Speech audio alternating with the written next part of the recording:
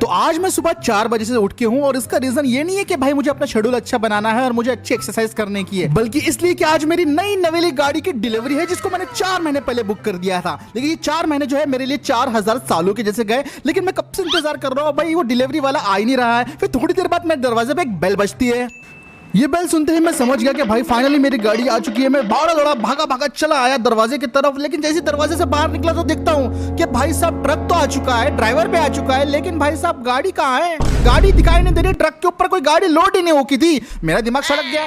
इतने में ट्रक वाला अपने ट्रक से उतरा। वो थोड़ा परेशान लग रहा था और मेरे पास आके बोलने लगा, भाऊ गजब हो गया, तुम्हारी गाड़ी को किसी ने बीच रास्ते में चुरा के भाग गया। इससे पहले मैं कुछ कर पाता, वो लोग बहुत दूर जा चुके थे। ये सुन के मैं उससे बोला कि भाई अगर ऐसा हुआ तो तू यहाँ पे क्या कर रहा है? कम से कम उसका पीछे करता, बता दो देता कि मुझे कहाँ पे है। मुझे उससे कोई मतलब नहीं, मैं तो यहाँ अपना भाड़ा लेने आया हूँ और जिन लोगों ने तुम्हारी गाड़ी चुराई है वो शायद से एयरपोर्ट पे गए हैं। तो अब मुझे पता था कि ये चोर लोग मुझे कहाँ मिलने वाला है। तो मैं तुरंत अपने गैरेज की तरफ गया, गैरेज को खोला, मेरे यहाँ पे बुलेट खड़ी हुई थी। फटक से बुलेट के ऊपर बैठा और निकल पड़ा भाई इन चोरों को ढूंढने के लिए। मैंने फैसला कर लिया था कि भाई इन चोरों को जिंदा नहीं छोड़ने का है, क्योंकि भाई इस गाड़ी के लिए मैंने लगभग 4 महीने वेट किया है। एडवांस बुकिंग के लिए मैंने 20 लाख रुपए दे दिए, लिटरली एडवांस बुकिंग के लिए, क्योंकि लॉस सैंटोस है तो एडवांस बुकिंग के लिए मुझे 20 लाख रुपए देने पड़े। भाई 40 लाख की पूरी गाड़ी पड़ गई और मुझे 20 लाख और देने थे। तो भाई इसलिए तो इनको जिंदा नहीं छोड़ने का है भाई। और थोड़ी देर चलने के बाद अपना एयरपोर्ट आ जाता है और फिर एयरपोर्ट की तरफ जो दरवाजा था वो बंद था। तो मैं उसको बोलता हूँ भाई गार्ड को खोल दे, वो गार्ड खोल देता है दरवाजा और फिर मैं आगे निकल पड़ता हूँ। अब एयरपोर्ट में एंटर करने के बाद सबसे मुश्किल चैलेंज था हमारे लिए दोस्तों अपनी गाड़ी को ढूंढना, क्योंकि एयरपोर्ट काफी बड़ी जगह है और आप जानते हो भाई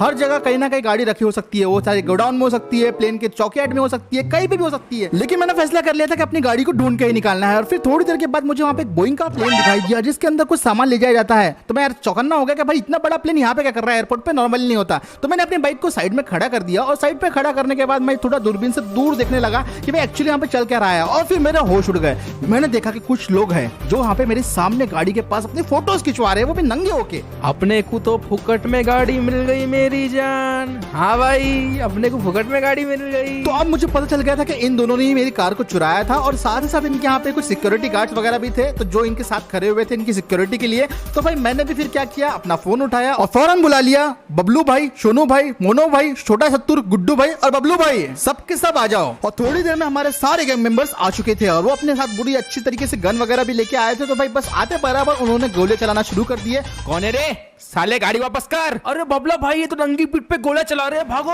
और फिर उनमें से एक बंदा मेरी स्कॉर्पियो को प्लेन में लोड कर देता है और मैं जब बाकी गैंग मेंबर से लड़ाई कर रहा था तो मैं देखता हूँ कि प्लेन चलना शुरू हो गया था और वो बंदा उसके अंदर से मुझे बोलने लगता है, फ्रैंकिन बाबू, गाड़ी तो तुम्हें सपने में भी नहीं मिलेंगी। प्लेन रनवे पे चलना शुरू हो गया था, उसे रोकना इम्पॉसिबल था। लेकिन हमारे एक भाई थोड़ा सत्तूर उसके अंदर गाड़ी घुसा देते हैं और वो